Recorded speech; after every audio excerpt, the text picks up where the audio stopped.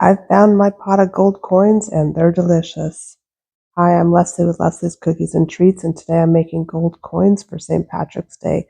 So grab your cookie decorating supplies and decorate along with me. So I've got about a 2-inch round circle cookie here, and I'm just going to touch down along the outside edge, and I'm going to lift up my piping bag and slowly go around the cookie with my royal icing in about a 15-second consistency, paying attention to where the line is falling and not my piping bag. And once you've got it outlined, just go ahead and flood it in with the same royal icing and then use your scribe to get the icing out to the edges.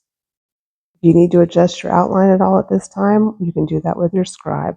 And then I wanted my cookie to have a nice gold shine, so I put some edible dust in a spray bottle and I'm just spraying edible glitter. And then once it dried, I decided it wasn't gold enough, so I tried dry brushing on some more gold, but it still wasn't gold enough, so I took a little bit of the color solution, a little bit of gold edible paint, and some more of the gold glitter, and I mixed it all together.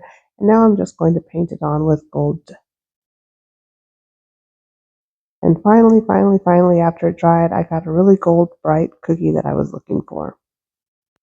So I let that paint dry completely, and then I have a silk screen stencil that I made. I didn't make it quite big enough. I was in a real hurry, and I'm just going to put it in my Sweetest Tears stencil holder and use some detail consistency green icing on top.